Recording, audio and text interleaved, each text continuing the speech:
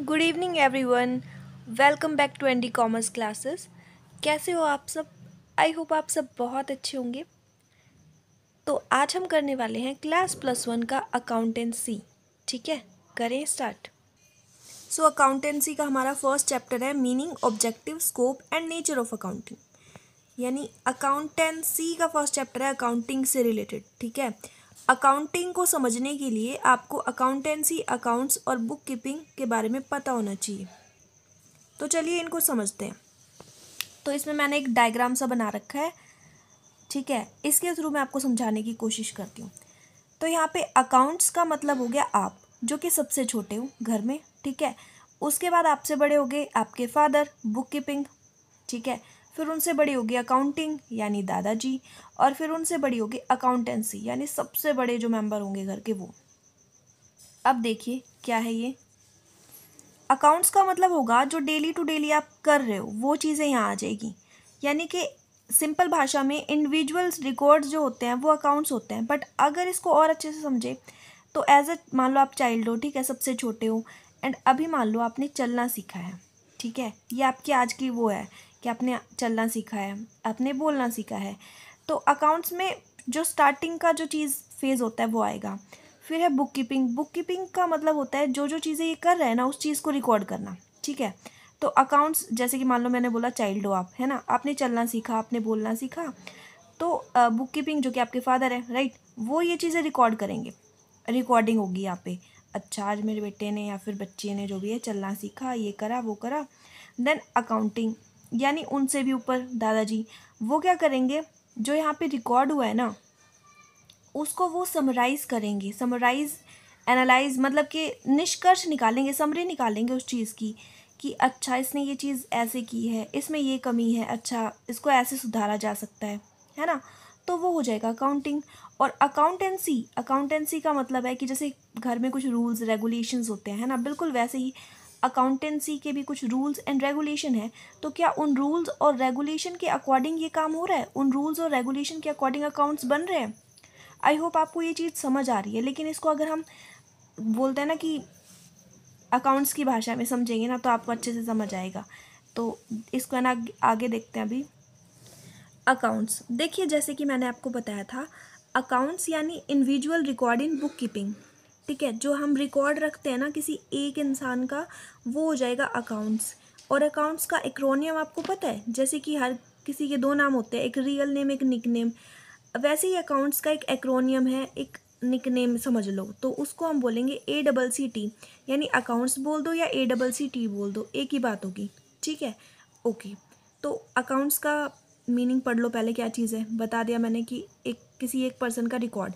जैसे कि राम का अकाउंट, जिसमें सिर्फ राम का रिकॉर्ड होगा कि राम ने कितना परचेज़ किया, राम ने कितना उधार में ख़रीदा, कितना यूँ समझ लो कैश में ख़रीदा, है ना। फिर शाम का अकाउंट कि शाम ने कितना ख़रीदा, कितना सामान बेचा। तो वो सारी चीज़ें अकाउंट्स में आ जाएंगी। यानी सिर्फ एक पर्सन का रिकॉर्ड, इंडिविजुअल रिकॉर्ड।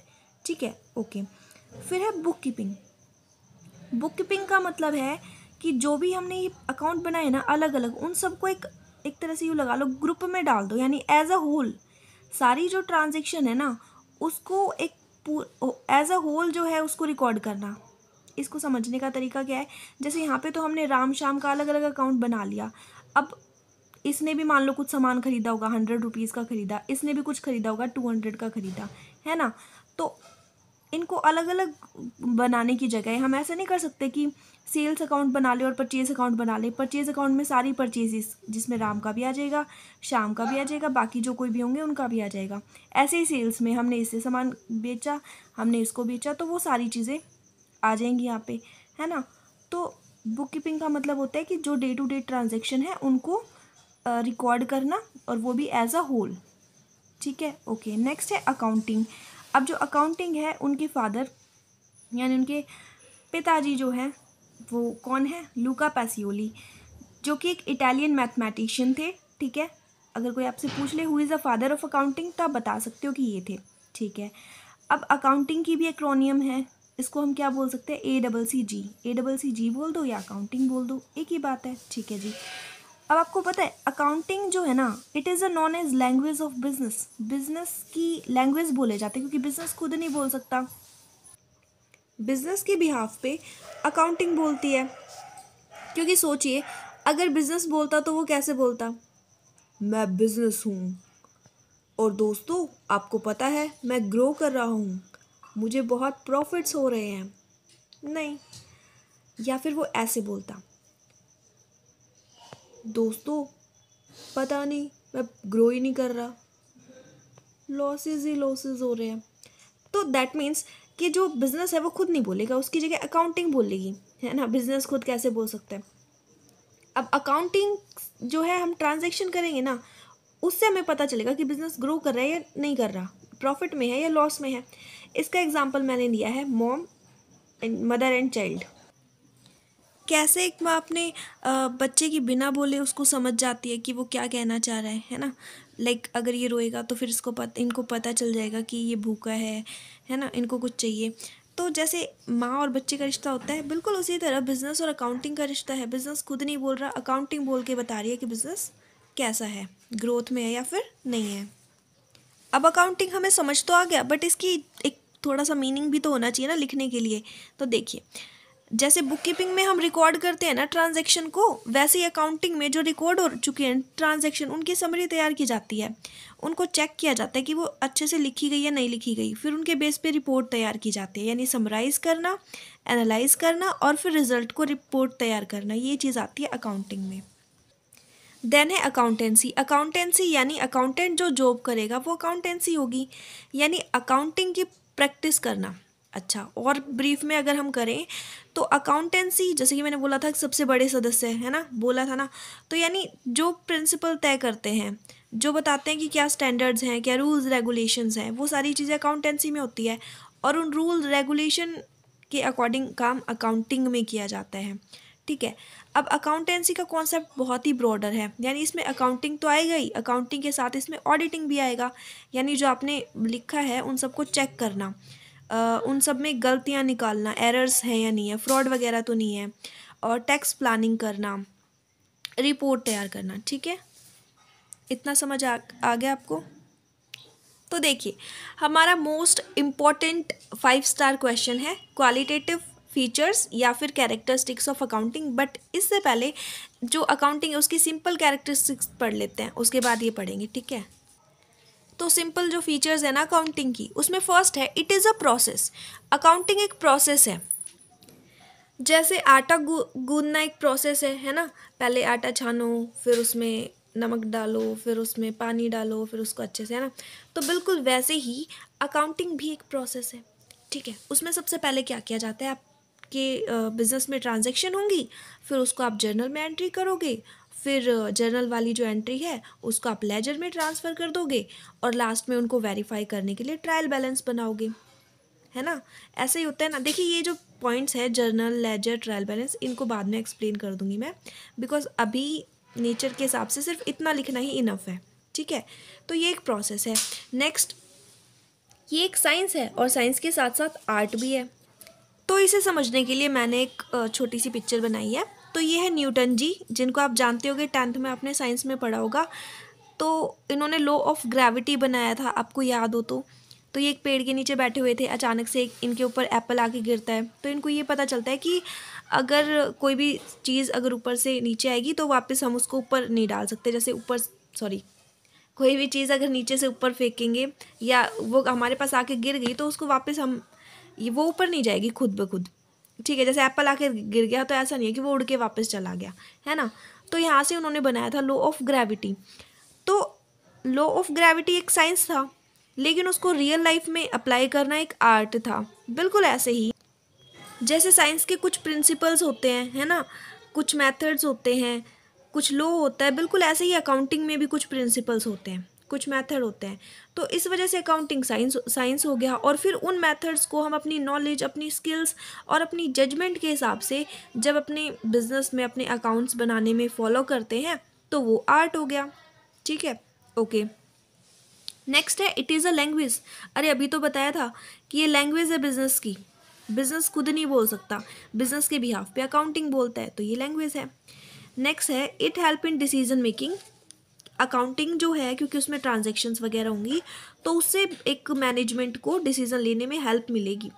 जैसे मान लो उसने ये चेक करा कि इस साल हमने इतना कमाया और पिछले साल इतना था, तो लॉस हुआ मान लो इस साल, तो लॉस क्यों हुआ, तो डिसीजन लेने में हेल्प मिलेगी ना, अकाउंटिंग से पता चलेगा कि लॉस क्यों हुआ, सारे ट्रांजेक्शन्स को हम अच्छे से देख पाएंगे। It is an information system. ये जो है इंफॉर्मेशन प्रोवाइड करता है अकाउंट से रिलेटेड, बिजनेस की ग्रोथ से रिलेटेड, सेल्स से रिलेटेड, परचेजेस से रिलेटेड, ठीक है। Then recording of financial transaction only, this is the last, कि अकाउंटिंग में सिर्फ और सिर्फ जो ट्रांजेक्शन होगी वो कैसी होंगी, वो फाइनेंशियल होंगी, यानी जिनको फाइनेंस में पैसों में हम लिख सके। फॉर एग्जांपल कोई एम्प्लॉय है, उसका प्रमोशन हो गया तो कुछ तो हुआ ना, या फिर कोई एम्प्लॉय है वो बहुत ही लॉयल है, या फिर दो एम्प्लॉयज़ के बीच में अच्छी फ्रेंडशिप है, मतलब कि ये चीज़ें जो हैं इनको हम ट्रांजैक्शन में नहीं लिख सकते। जबकि अगर मान लो कहीं पे आपका जो बिज़नेस है वहाँ पे कुछ नुकसान हो गया और या फिर कितना सामान आ रहा है जा रहा है, वो चीज़ें फाइनेंस में लिखी जा सकती है। तो जिन जो चीज़ें मनी की फॉर्म में होती है सिर्फ उन्हीं को हम यहाँ पे लिख सकते हैं। जो journal daily to daily normal बातचीत है, यानी कि कहने का मतलब है कि मनी में जो नहीं है उसको हम यहाँ पे नहीं लिख सकते। अब आगे हम हमारे मोस्ट इम्पॉर्टेंट टॉपिक के पास, क्वालिटेटिव कैरेक्टरिस्टिक्स ऑफ अकाउंटिंग। तो चलिए शुरू करते हैं। सो फर्स्ट है रिलायबिलिटी। रिलायबिलिटी का मतलब है, रिलायबल का सिंपल मीनिंग पता है आपको, विश्वसनीयता, यानी जिस पे भरोसा किया जा सके। तो यानी जो अकाउंटिंग इन्फॉर्मेशन को यूज़ करेंगे ना वो यूज़र होंगे और वो पूरी तरह से इन अकाउंटिंग इन्फॉर्मेशन पे डिपेंड करते हैं। जो भी हमने ट्रांजैक्शन करी है ना उन पे डिपेंड करते हैं यूज़र्स। तो ये इन्फॉर्मेशन है ना, इनमें किसी तरह की एरर नहीं होनी चाहिए, गलतियाँ नहीं होनी चाहिए, फ्री फ्रॉम एरर होनी चाहिए ये, यानी इन पे भरोसा कर सके।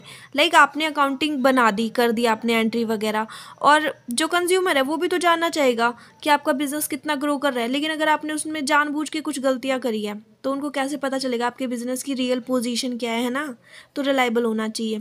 सेकेंड इज अंडरस्टेबिलिटी, कि जो आप इंफॉर्मेशन जैसे आप प्रेजेंट कर रहे हो ना उसी सेंस में दूसरा बंदा जो है वो उसको अच्छे से समझ पाए। फॉर एग्जाम्पल कि जैसे कि कोई भी दो है, ए और बी, तो ए अपनी कोई बात कह रहा है बी को, लेकिन बी उसको उसी सेंस में नहीं समझ रहा, तो फिर कैसे चलेगा। इसीलिए जो भी इंफॉर्मेशन है वो अंडरस्टैंडेबल होनी चाहिए, ठीक है, समझ में आ सके, मतलब ये ज़रूरी है। देन है कंपैरेबिलिटी, नाम से दिख रहा है जिसका कंपैरिजन हो सके। देखो कंपनी है, मान लो कोई कंपनी ए है, वो जो भी अकाउंट्स वगैरह बनाएगी या तो वो खुद से ही कंपैरिजन करेगी कि मैंने 2023 में मेरा इतना प्रॉफिट था, इतना लॉस था, मैंने इतना सेल किया, मैंने इतना परचेज़ किया, और 2024 में मेरा इतना प्रॉफिट, इतना लॉस, इतनी परचेज़, इतने सेल। तो दोनों ईयर से वो कंपैरिजन करेगा और पता करेगा कितनी ग्रोथ हुई, कितनी ग्रोथ नहीं हुई, है ना। या फिर वो खुद से कंपैरिजन की जगह ऐसा भी तो कर सकते हैं ना कि दूसरी कंपनी सेम, जैसे मान लो ये भी शूज़ बनाती है और ये भी शूज़ बनाती है, तो आपस में कंपैरिजन कर ले दूसरी कंपनी से कि दूसरी कंपनी जो है वो मेरे से ज़्यादा प्रॉफिट कमा रही है या कम कमा रही है, और क्या क्या डिफरेंसेस हैं इसमें, है ना। तो जो हमारा अकाउंटिंग है ना उसमें ऐसी एबिलिटी होनी चाहिए कि हम फाइनेंशियल इंफॉर्मेशन को कंपेयर कर सके, चाहे वो बिटवीन कंपनीज हो या फिर ओवर दी टाइम हो, ठीक है, ओके। इससे पता चलेगा कि हमारा बिजनेस प्रॉफिट कर रहा है या फिर लॉस में जा रहा है।